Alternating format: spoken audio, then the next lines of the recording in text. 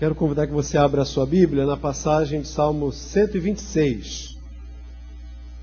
Esse famoso salmo missionário que há de nos inspirar por mais uma vez em nossas vidas.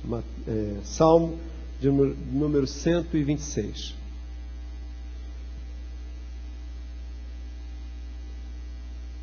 Nós temos traduções um pouco diferentes uma das outras. Vamos ouvir, acompanhar o que vai ser lido aqui. Deus fale ao nosso coração. Achamos: quando o Senhor restaurou a sorte de Sião, ficamos como quem sonha. Então a nossa boca se encheu de riso e a nossa língua de júbilo. Então as nações se dizia, entre as nações se dizia: grandes coisas o Senhor tem feito por eles. Com efeito, grandes coisas fez o Senhor por nós, por isso estamos alegres. Restaura, Senhor, a nossa sorte, como as torrentes no Neguebe. E os que com lágrimas semeiam, com júbilo ceifarão. Quem sai andando e chorando, enquanto semeia, voltará com júbilo, trazendo os seus feixes.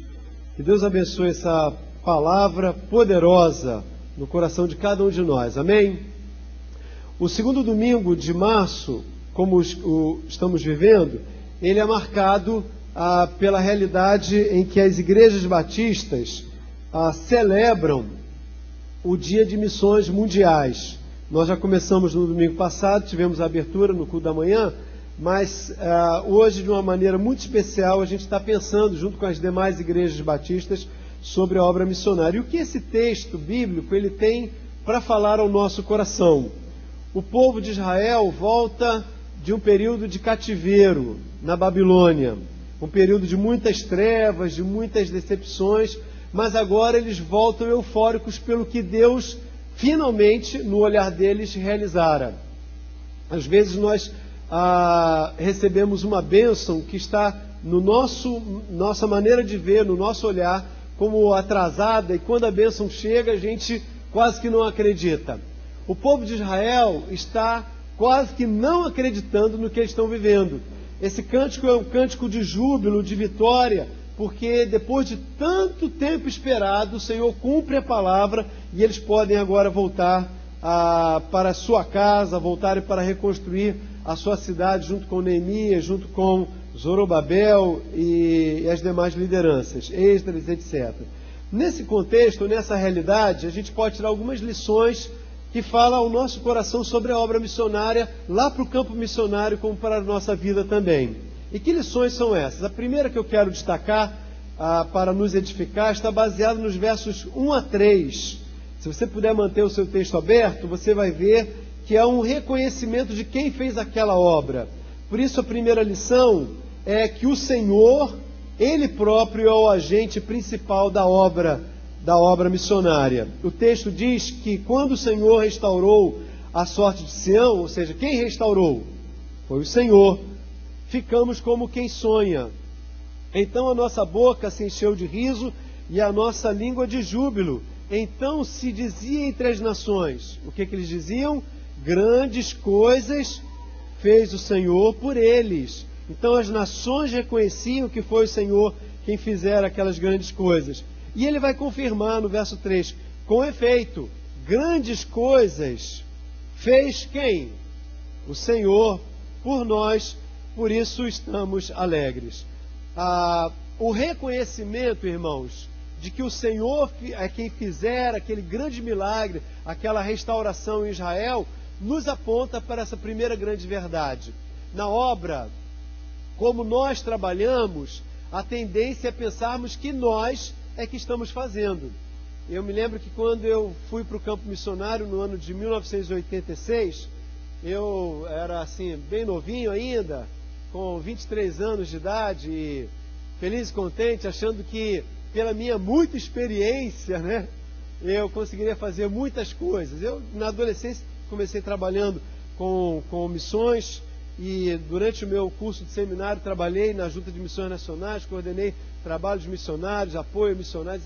Eu achei que com 23 anos eu já sabia muito da obra missionária ia ser feijão com arroz, né? Ia ser mamão com açúcar, ia ser muito fácil. E meus irmãos, eu quebrei a cara mesmo. E foi um aprendizado fantástico ter que parar e deixar Deus trabalhar no meu lugar. O que isso tem a ver com a nossa vida? Às vezes porque a gente quer tanto fazer a obra de Deus aqui na casa do Senhor, ou às vezes nós queremos tanto fazer a obra de Deus na nossa vida, na nossa família, nos nossos experimentos, a gente esquece o óbvio, o trivial, o essencial. Quem faz a obra é Deus, não somos nós. Ontem nós estávamos estudando a classe no seminário, falar nisso, as inscrições estão abertas, né? Dá uma olhadinha aí no seu boletim. E eu não esqueci do meu diácono Fidelis, que vai dar uma palavra também, tá bom, Fidelis? Eu estava na nossa classe do seminário, nós estamos estudando agora sobre missão integral. E o aprendizado daquela manhã toda, até o início da tarde, foi ver que nós fazemos o trabalho junto com o Senhor. Quem faz a obra é o Senhor. Você pode estar falando assim, ora pastor, é o óbvio anulante, né? É quase que no campo disso aí mesmo, né?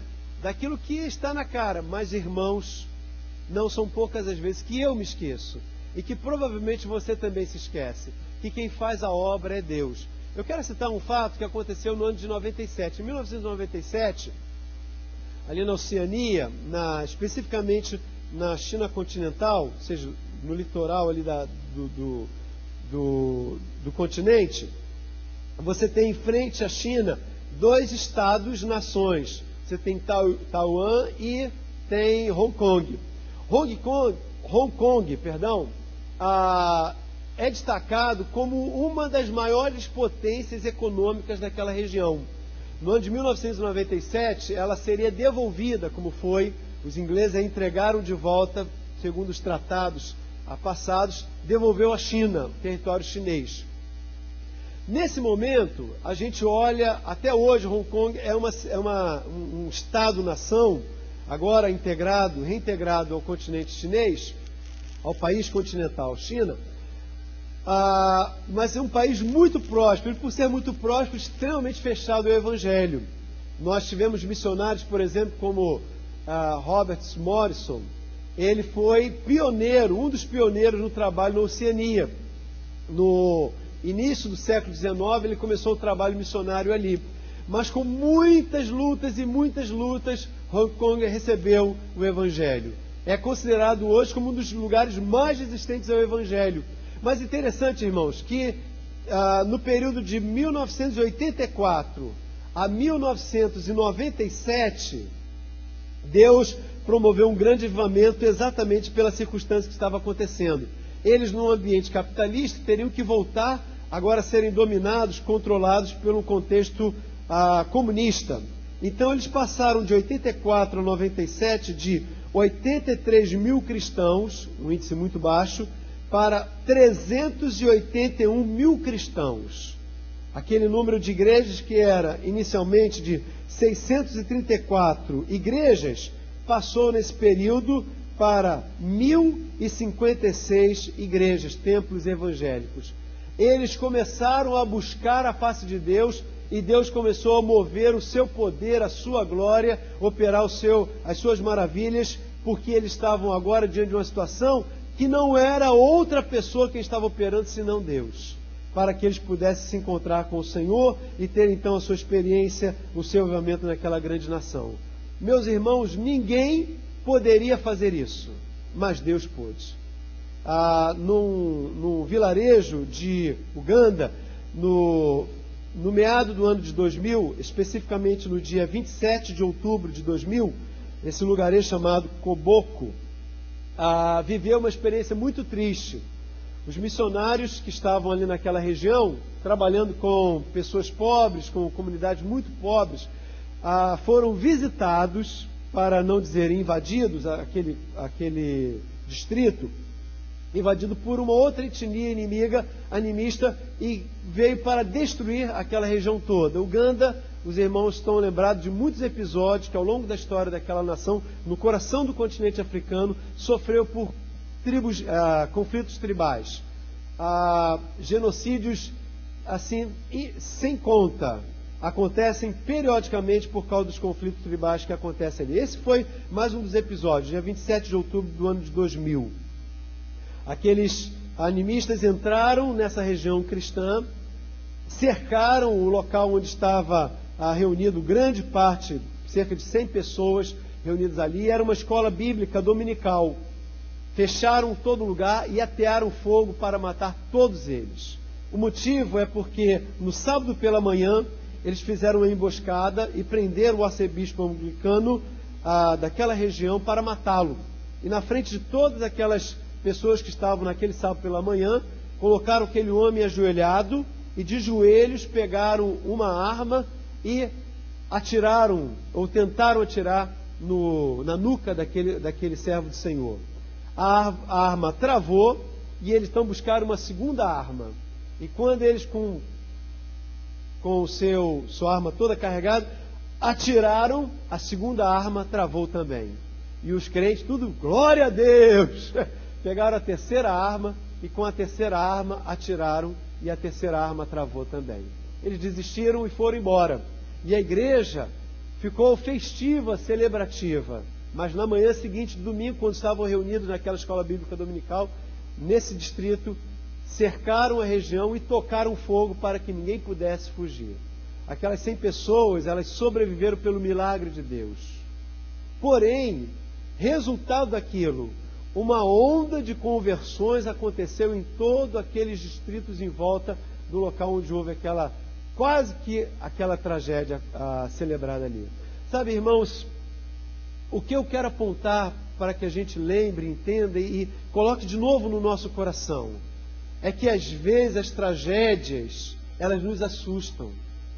Às vezes as circunstâncias que tomam-nos por assalto nos fazem a leve impressão que as coisas saíram do controle. Essa semana, a Márcia que cantou essa linda canção, ela, junto com sua família, sepultou o seu irmão mais jovem, mais novo. E de uma maneira muito triste eles perderam o seu irmão. Nós estávamos ali, alguns irmãos da igreja, acompanhando a hora da dor deles e também o sepultamento. Mas são horas em que a gente olha e se pergunta facilmente: onde está Deus?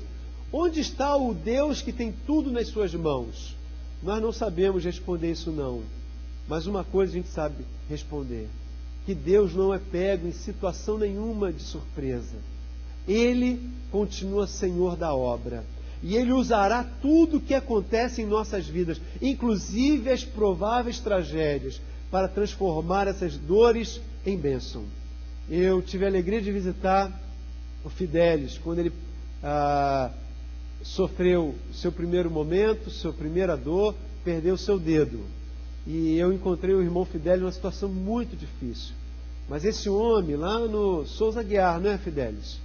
Ele me recebeu, irmãos, no ambiente de pós-guerra, de guerra, a situação onde eu encontrei o nosso irmão lá. Mas ele, com um sorriso nos lábios, disse: pastor, está tudo bem. Está tudo bem. Ele perdeu a perna, a situação dele piorou, e quando ele voltou da sala de operação, a gente estava com muito frio, né, por causa da anestesia. Eu vi esse homem chorar de tristeza porque perdeu a perna. Mas sexta-feira eu fui com o irmão Edson, né? Fomos visitar e as palavras dele foi: graças a Deus, está tudo sob controle. Eu vou prosseguir a minha caminhada. Você pode olhar, irmão, pode até perder uma perna, pode perder um ente querido, pode perder aquilo que você tem de mais valioso, mas a palavra de Deus trouxe hoje você para dizer ao nosso coração: Deus está no controle.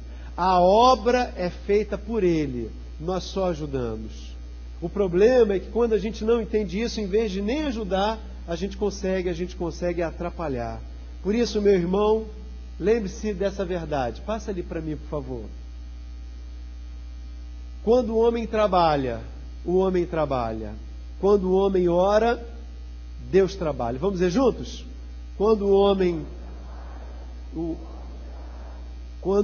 ora, qual a melhor maneira de você ajudar a obra de Deus na sua vida? na obra do reino, é você orando e deixando que na sua dor, na sua história, Deus seja Deus. Deus seja Deus no meio da sua história. Quando eu esqueço, irmão, eu quero ajudar e eu atrapalho. Quando eu esqueço, eu quero trabalhar no lugar dele e eu atrapalho.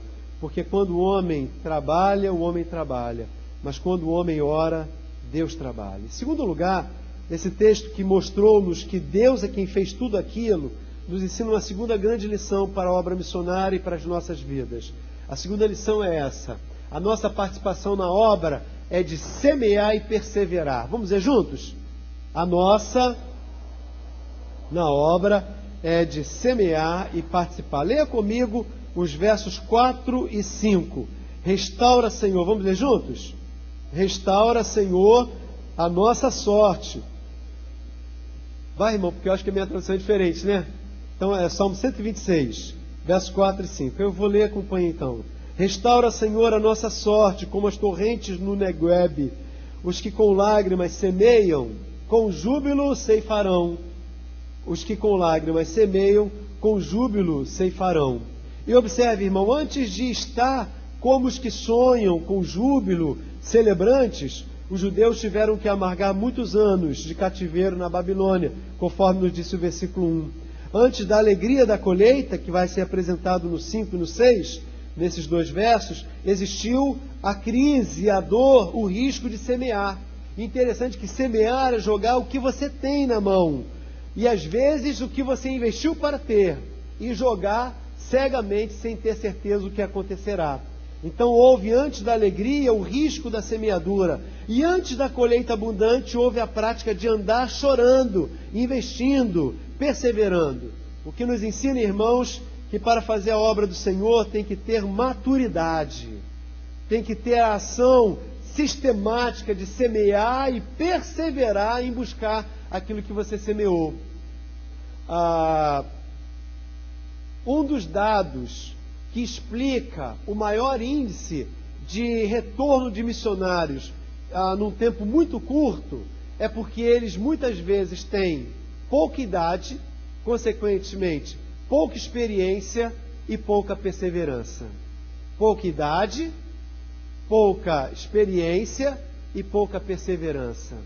Porque o campo missionário é das coisas mais difíceis. Antônio Galvão, missionário muito conhecido também do Jefferson, ele diz que no campo missionário muitas vezes ele quis voltar, mas uma coisa agarrou ele e o prendeu no campo missionário, foi a certeza, e somente isso, a certeza que Deus tinha chamado ele.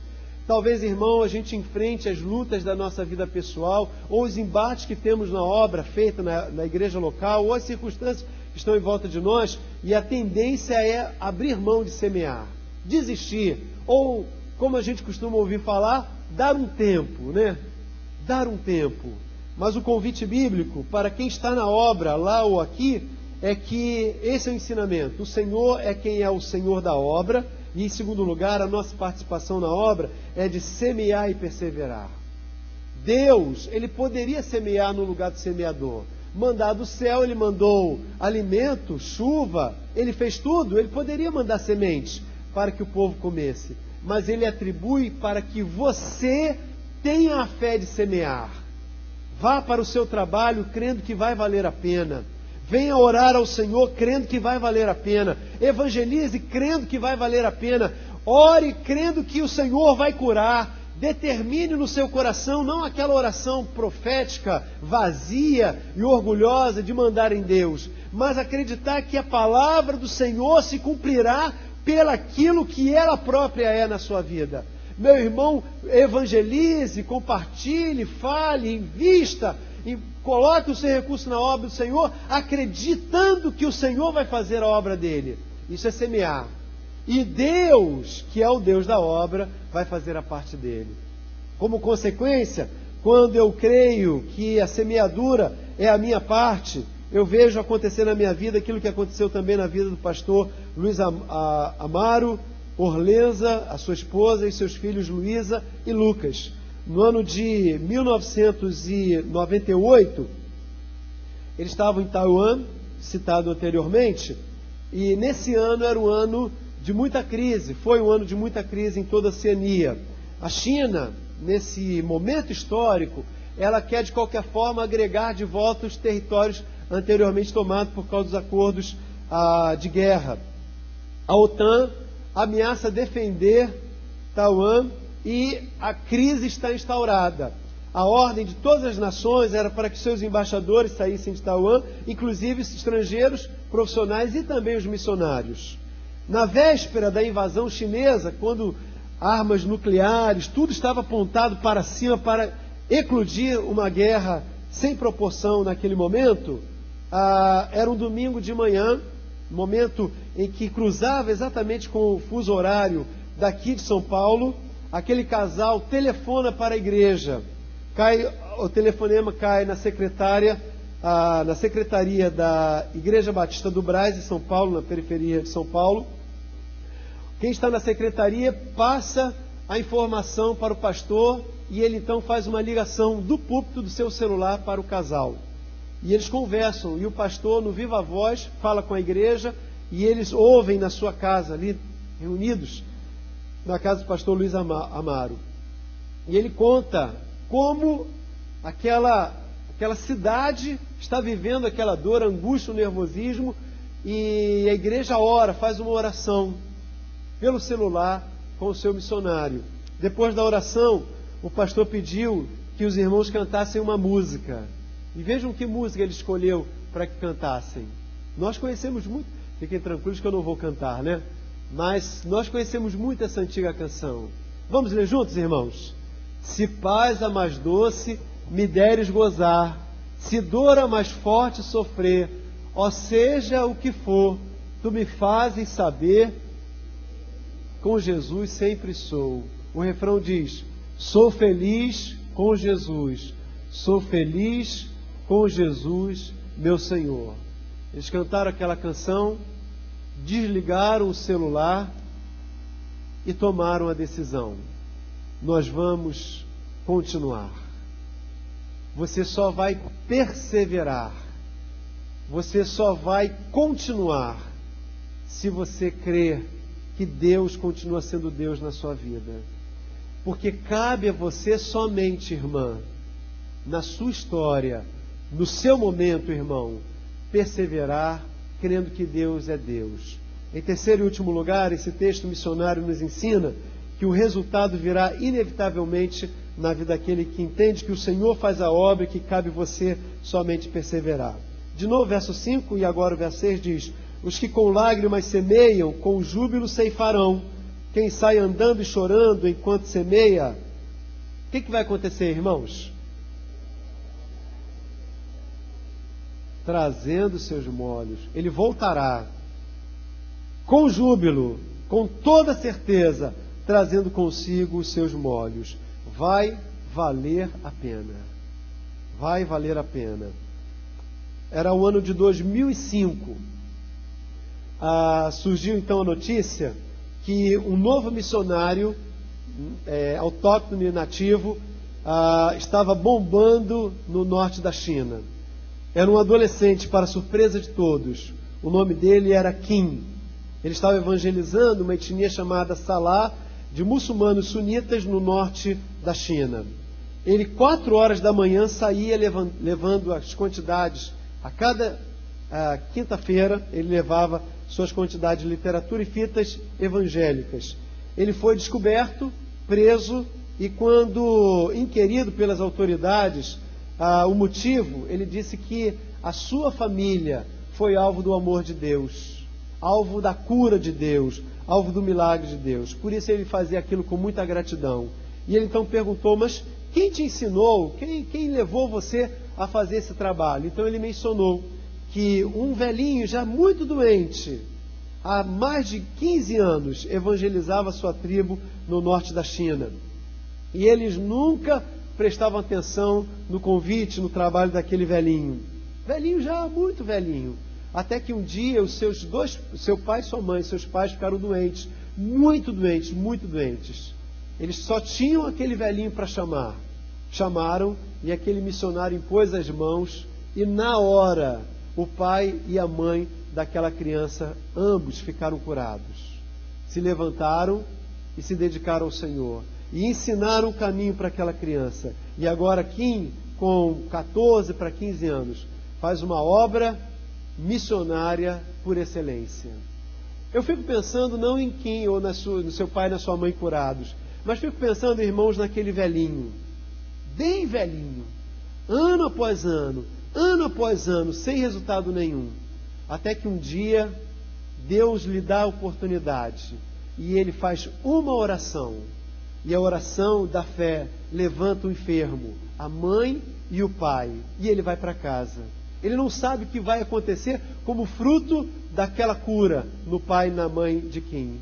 Irmãos, tempos depois, Deus levanta um adolescente, 14, 15 anos, para fazer uma grande obra missionária, num lugar de grande resistência, fechado ao Evangelho, onde missionário algum pode penetrar. O que nos ensina isso, irmãos? Que o resultado virá inevitavelmente. Eu vou pedir que você repita, e não é assim aquela coisa de jargão, não. É para que coloque na cabeça: o resultado virá inevitavelmente. Vamos dizer juntos? O resultado virá inevitavelmente. Mais uma vez, na sua vida, virá inevitavelmente. Senhor de missões, o Deus da salvação, que fez o teu plano e o culminou em Jesus. Nessa manhã que nós celebramos a obra de missões mundiais, lendo a tua palavra do Salmo 126, nós recebemos no coração a certeza, a convicção, a plena certeza no nosso coração, que o Senhor é quem faz a obra, não somos nós. Perdoa-nos, Senhor, porque quando nós esquecemos isso, nós atrapalhamos e nós deixamos de fazer o que cabe a nós, que é perseverar e semear, insistentemente, continuamente, sistematicamente. Ajuda-nos, Senhor, então, a crer que, como resultado final, o Senhor fará prosperar a tua palavra e os resultados virão inevitavelmente. Prospera a casa dos teus servos, a despensa dos seus servos, a saúde, as relações, os sonhos, a profissão, o futuro, Senhor. Porque nós nessa manhã queremos reafirmar que nós cremos que Tu continuas sendo o Deus de missões, o Todo-Poderoso, aquele que fez, que faz, que fará a obra no mundo todo e em nossas vidas também, nesta igreja também. Por isso, Senhor, determinamos para nós mesmos que nós continuaremos, nós não abriremos mão, nós perseveraremos, nós semearemos, e que, sem sombra de dúvidas, os resultados virão sobre nós também. Muito obrigado, Senhor, porque Tu falas hoje ao nosso coração, em tudo que nós celebramos aqui, e oramos assim em nome para a glória de Jesus. Amém, Senhor, amém.